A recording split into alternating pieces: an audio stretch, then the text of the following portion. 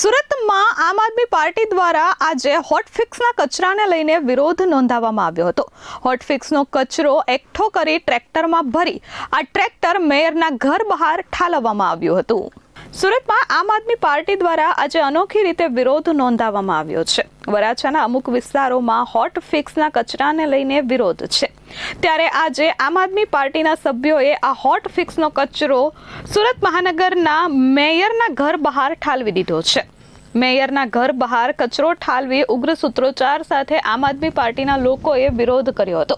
સુરતમાં છેલ્લા ઘણા સમયથી હોટફિક્સ કચરાની સમસ્યા વધારે દેખાઈ રહી હતી, ત્યારે પાલિકા પાસે આ કચરાનો નિકાલ માટે કોઈપણ પ્રકારની વ્યવસ્થા ન હોવાના આક્ષેપ સાથે આમ આદમી પાર્ટીના લોકોએ આજે મેયરના વોર્ડમાંથી જ કચરો ઉઠાવી તેમના ઘર બહાર ઠાલવી વિરોધ નોંધાવ્યો હતો. કચરો ટ્રેક્ટરમાં ભરવામાં આવ્યો અને ત્યારબાદ આ ટ્રેક્ટર મેયરના ઘરની બહાર ઠાલવી દેવામાં આવ્યું હતું. જ્યાં જઈએ ત્યાં હોટફિક્સના કચરાના પહાડો બની ગયા છે. સુરત મહાનગરપાલિકા પાસે આ કચરા નિકાલની કોઈ પણ પ્રકારની વ્યવસ્થા નથી. લોકો પોતાના સેમી ઔદ્યોગિક એકમો જે છે એના હોટફિક્સના જેટલા કારખાના ચાલે છે, એના કચરાની કોઈ વ્યવસ્થા ન થતા લોકો પોતાના હોટફિક્સના કચરાને ગમે ત્યાં રોડ ઉપર વારંવાર ઢગલો કરી દે છે.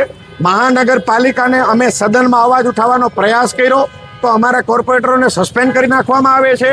અમને સસ્પેન્ડ કરી દેવાથી કચરાના ઢગલાના નિકાલ નહીં થાય. ખાડીપુરનું નિરાકરણ અમને સસ્પેન્ડ કરી દેવાથી નહીં થાય. આના માટે યોગ્ય વ્યવસ્થા કરવી પડશે. મેયરશ્રીને અમે આ વિનંતી કરવા માટે અલ્ટિમેટમ આપવા માટે આવ્યા છીએ. મેયરશ્રીની સોસાયટીની આસપાસની ગલીઓ સાફ હોવાથી સુરત સાફ થઈ જતું નથી. સુરતમાં આટો મારવા નીકળવું પડે, એસી ગાડીમાંથી બહાર નીકળવું પડે, એસી ચેમ્બરમાંથી બહાર નીકળવું પડે, ગલીઓમાં જવું પડે. આજે મેયરના વોર્ડની હાલત, મેયરના બાજુના વોર્ડની હાલત નર્ક સમાન થઈ ગઈ છે. જ્યાં જાઓ ત્યાં હોટફિક્સના કચરા ને કચરા છે. સામાન્ય લોકો અમને એમ કહે છે કે અમે કમ્પ્લેન કરીને થાયકા, કોઈ જવાબ નથી દેતું. ના તો આરોગ્ય સમિતિના ચેરમેન જવાબ આપે છે, ના તો મેયરશ્રી જવાબ આપે છે, ના સ્ટેન્ડિંગ કમિટીના ચેરમેન જવાબ આપે છે, ના કમિશનર જવાબ આપે છે, ના આરોગ્ય અધિકારી જવાબ આપે છે. એટલે અમે મેયરશ્રીને મળવા માટે આવ્યા છીએ.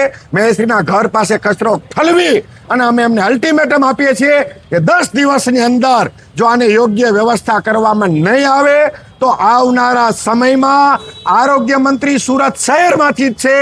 આરોગ્ય મંત્રીની ઓફિસ અને આરોગ્ય મંત્રીના ઘરની આગળ પણ આ કચરાના ઢગલા થશે. આમ આદમી પાર્ટી ત્યાં જશે, એમની ઓફિસ પાસે, એમના ઘર પાસે આ ઢગલા કરશે. Bureau report S24 news, Surat.